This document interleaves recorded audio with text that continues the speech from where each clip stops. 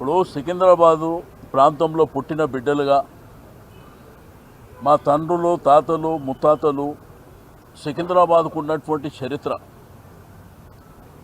ఇప్పుడే దేశపతి గారు చెప్పినట్టు ఒక రైల్వే స్టేషను, ఒక గాంధీ హాస్పిటల్, ఒక మోండా మార్కెట్, ఒక మాంకాళి జాతర, పెరేడ్ గ్రౌండ్స్ కానివ్వండి, ఆర్ట్స్ కాలేజ్ కానివ్వండి, మహబూబ్ కాలేజ్ కానివ్వండి, రాష్ట్రపతి గారు విడిది చేసేటువంటి బొల్లారం ప్రాంతం కానివ్వండి, ఆ మట్టితోని ఆ భూమితోని మాకున్నటువంటి అనుబంధం సంబంధం ఈరోజు ఈ ముఖ్యమంత్రి గారు మరి మా తల్లిదండ్రుల పేరే మార్చే పద్ధతిలో ముందుకు రావడం అనేది దుర్మార్గమైనటువంటి చర్య.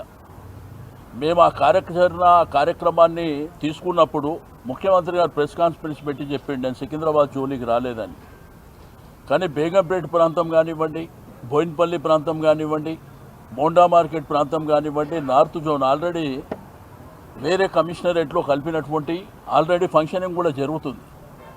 దీన్ని ఏంటంటే మా అస్తిత్వం, మా ఆత్మ గౌరవానికి సంబంధించినటువంటి ఈ యొక్క కార్యక్రమాన్ని మా ప్రజల హక్కుగా అక్కడ ఉన్నటువంటి విద్యార్థులు కావచ్చు, డాక్టర్లు కావచ్చు, అడ్వకేట్లు కావచ్చు, అన్ని మతాలు అన్ని వర్గాలు కావచ్చు, ఎప్పుడు సికింద్రాబాద్ ప్రాంతం పీస్ఫుల్గా ఉండేటువంటి ప్రాంతం. హైదరాబాద్ జంట నగరాలంటే ట్విన్ సిటీస్ అనగానే ట్యాంక్ బండ్ రైట్ సైడ్ ఏమో హైదరాబాద్, లెఫ్ట్ సైడ్ ఏమో సికింద్రాబాద్. మరి ఆ సికింద్రాబాద్ అస్తిత్వాన్ని దెబ్బకొట్టే విధంగా ఈ ప్రభుత్వం ప్రయత్నం చేయడం అనేది దుర్మార్గమైనటువంటి చర్య. మేము ఒక శాంతియుతమైనటువంటి శాంతి ర్యాలీ చేపడతామంటే నేను ఆ రోజు ఆవేశంలో కొన్ని మాటలు మాట్లాడితే నా మీద కేసులు పెట్టారు. Ameerpet police station, Begumpet police స్టేషన్లో పెట్టి నేను సరే చట్టపరంగా న్యాయపరంగా ఎదుర్కొంటాం. ఇక మీదట ముఖ్యమంత్రి మంత్రులు ఎవరైనా అటువంటి భాష మాట్లాడితే మేము కూడా వదిలిపెట్టాం. మరి న్యాయం చట్టం అనేది మాకే వర్తిస్తుందా వాళ్ళకు కూడా వర్తిస్తుందా కూడా మేము చూస్తాం. ఒకటి. రెండోది, శాంతియుతమైనటువంటి ర్యాలీ చేపడతామని మేము అక్కడ ఉన్నటువంటి వ్యాపార సంఘాలు కానివ్వండి, అమాలీ సంఘాలు కానివ్వండి, ఆటో సంఘాలు కానివ్వండి, అక్కడ ఉన్నటువంటి బస్తీ వాళ్ళు కానివ్వండి, కాలనీలు కానివ్వండి, అన్ని వర్గాలతోని మేము వారం నుంచి మరి డిస్కస్ చేసిన తర్వాత అందరి ఆమోదం మేరకు శాంతి ర్యాలీ మేము 5 రోజుల కింద పర్మిషన్ అప్లై చేసినాం. 5 రోజులకు అప్లై చేస్తే నిన్న మధ్యాహ్నం డీసీపీ గారు మరి అక్కడ ఉన్నటువంటి పోలీస్ యంత్రాంగం మా వాళ్ళని అక్కడికి పిలిపించి వాళ్ళకు మరి మీరు చేసుకోండి, కార్యక్రమం చేసుకోండి, శాంతియుతంగానే ఉండాలి శాంతి ర్యాలీ అని అంటే సరే ఆ విధంగానే ప్లాన్ చేసుకున్నాక పోలీసులు కూడా రూట్ మ్యాప్ చేసుకుర్రు. మరి మీరు ప్యారడైస్ నుంచి గాంధీ స్టాచ్యూ వరకు ఎట్లెట్లా వెళ్తారు అనేటువంటిది కూడా మేము ప్లాన్ చేసుకున్నాం. తీరా రాత్రి 10 గంటల 40 నిమిషాలకు అందరు పండుకున్నాక రాత్రి వాట్సాప్లో మీ పర్మిషన్ని మేము క్యాన్సిల్ చేస్తున్నామని అంటే మరి పండుకున్నంత రాత్రి మీకు 5 రోజుల నుంచి మేము అప్లై చేస్తే మీరు ఒకవేళ రిజెక్షన్ చేస్తే మేము కోర్టుకు వెళ్తుంటాం.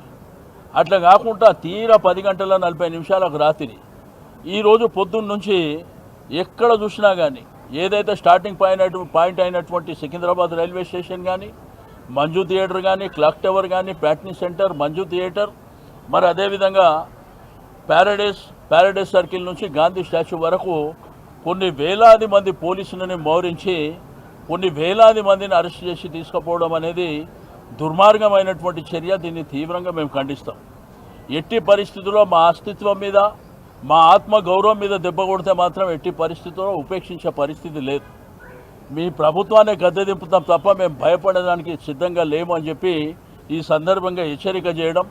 సరే, ఈరోజు మీరు రాక్షస ఆనందం పొందొచ్చు మా కార్యక్రమాన్ని డిస్టర్బ్ చేసిరని.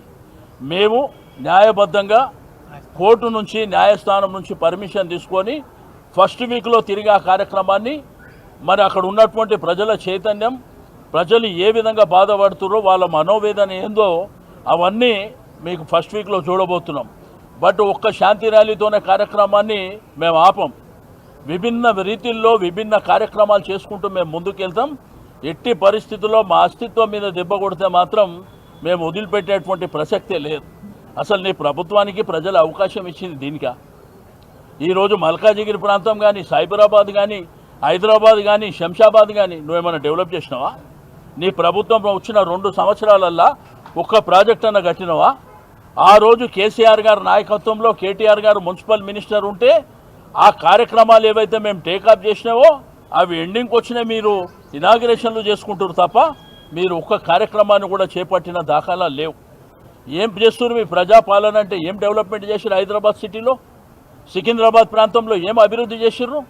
ఒక్క కార్యక్రమం కూడా మేము టేకప్ చేయకుండా 6 గ్యారెంటీలు 420 హామీలు ఈరోజు ప్రజలకు ఇచ్చినటువంటి వాగ్దానాలు పక్కన పెట్టి ఈ తుగ్లక్ పనులు, పనికిరాని పనులు, పేర్లు మారుస్తా, మీ తల్లిదండ్రుల పేరు మారుస్తా, మీరున్న ప్రాంతాల పేర్లు మారుస్తా, నీకెవడంటే అధికారం ఇచ్చింది?